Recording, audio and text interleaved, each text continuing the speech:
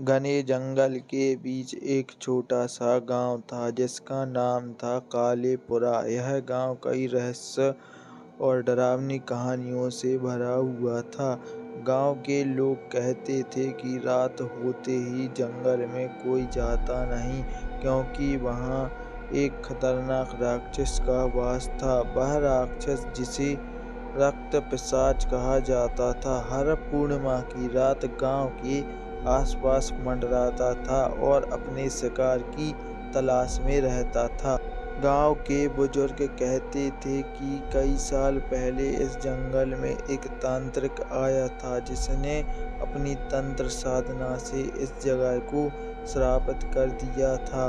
उसी श्राप के कारण यह पिशाच जन्मा हो हर पूर्णिमा की रात निर्दोष लोगों का खून पीकर अपनी शक्ति बढ़ाता था। लेकिन कुछ युवाओं को इन कहानियों पर यकीन नहीं था। उन्हें यह सब सिर्फ एक अफवाह लगती थी। उन्हीं युवाओं में से एक था विजय, जो गांव का सबसे निडर और साहसी युवक। विजय ने ठान लिया था वह इस जंगल के रहस्य को उजागर करके ही रहेगा और लोगों को बताएगा कि यह सब झूठ है। विजय ने अपने दोस्तों मोहन और अर्जुन को भी इस साहसिक कार्य के लिए तैयार कर लिया। तीनों ने तय किया कि वे अगली पूर्णिमा की रात जंगल में जाएंगे और उस पिशाच के सच का पता लगाएंगे। वह रात आ गई जब पूर्णिमा का चांद आसमान में अपनी पूरी चमक बिखेर रहा था। जंगल में अजीब सा सन्नाटा पसरा हुआ था। विजय, मोहन और अर्जुन ने हिम्मत कर अपने साथ कुछ हथियार, टॉर्च और खाने का सामान लिया और जंगल की ओर चल पड़े। जैसे ही वे गांव की सीमा से बाहर निकले, ठंडी हवा और उनके बदन को चीरने लगी। जंगल में कदम रखते ही उन्हें लगा कि कोई उनका पीछा कर रहा है। चारों ओर सिर्फ पेड़ों की सरसराहट और जानवरों की आवाज़ें आ रही थीं। विजय ने अपने दोस्तों से कहा, डरने की कोई ज़रूरत नहीं है, ये सब हमारे मन का भ्रम है, बस ध्यान से चलते रहो। जंगल के अंदर घुसते ही उन्हें एक पुराना टूटा हुआ मंदिर मिला। मंदिर के चारों ओर बेतहाशा उग आई घास और जंगली पौधे थे। तीनों ने सोचा कि शायद यही वह जगह है जहाँ पिशाच का वास है। उन्होंने मंदिर के अंदर जाने का फैसला किया। जैसे ही वे मंदिर के बीच अंदर दाखिल हुए, चारों ओर एक अजीब सी ठंडक महसूस हुई। मंदिर के भीतर एक काले रंग का पत्थर रखा हुआ था, जिस पर खून के धब्बे साफ दिखाई दे रहे थे। अचानक मंदिर के अंदर एक जोरदार चीख गूंजी। मोहन घबरा गया और बोला, यह कुछ ठीक नहीं है, हमें वापस चलना चाहिए। लेकिन विजय नहीं माना और बोला, हम यहाँ सच जानने आए हैं, हमें पीछे हटने की जरूरत नहीं है। जैसे ही उन्होंने मंदिर के भीतर और आगे कदम बढ़ाए, अचानक हवा में एक अजीब सी गंध फैल गई। यह गंध खून और सड़े हुए मांस की थी।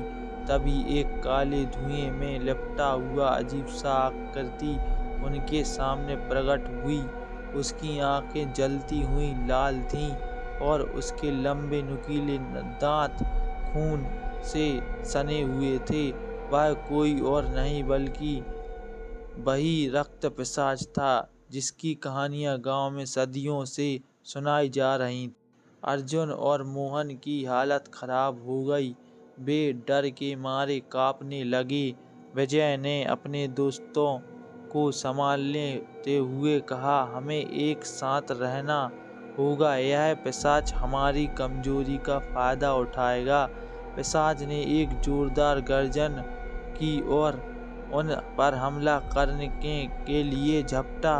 विजय ने अपनी तलवार निकाल ली और पिशाच पर वार किया, लेकिन तलवार उसके शरीर को छू ही टूट गई। पिशाच हंसते हुए बोला, तुम इंसान मुझे नहीं हरा सकते। मैं अगर हूँ। विजय को एहसास हुआ कि यह साधारण लड़ाई नहीं है। उन्हें कुछ ऐसा करना होगा जो इस पिशाच को हमेशा के लिए समाप्त कर सके। तभी उसकी नज़र मंदिर के उस पत्थर पर पड़ी जिस पर खून के निशान थे।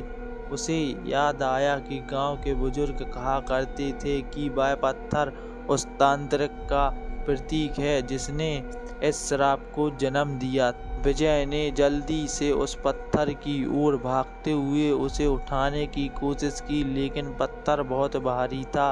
उसने अपने दोस्तों की मदद ली और तीनों ने मिलकर उसे उठाया। जैसे ही उन्होंने पत्थर को उठाया, पिशाच की चीखें तेज हो गईं, उसकी शक्ति कम होने लगी और उसका शरीर धुएं में तब्दील होने लगा। विजय ने पत्थर को मंदिर के केंद्र में रखा, एक विशेष स्थान पर रखा जहां एक अजीब सी आकृति उभर आई। तभी मंदिर के ऊपर एक चमकदार रोशनी प्रकट हुई और पिशाच उसी रोशनी में समा गया। उसकी चीखें दूर दूर तक गूंजने लगीं, लेकिन कुछ ही पलों में वह गायब हो गया। विजय, मोहन और अर्जुन ने राहत की सांस ली। वे जानते थे कि उन्होंने गांव का एक भयंकर श्राप से मुक्त करा दिया था, लेकिन उस रात उन्हें जिंदगी भर का सबक सिखा दिया कि हर कहानी के पीछे कुछ सच जरूर होता है और हर रहस्य को जानने की कोशिश हमेशा खतरनाक हो सकती है। तीनों दोस्तों ने एक दूसरे की ओर देखा, बिना कोई शब्द कहे गांव की ओर लौट चले। उस रात जंगल में सिर्फ एक पिशाच का अंत हुआ, बल्कि उन युवाओं की मासूमियत का भी अंत हुआ जो सोचते थे कि दुनिया में हर चीज को समझना जा सकता है। खून की रात हमेशा के लिए गांव की यादों में दर्ज हो गई।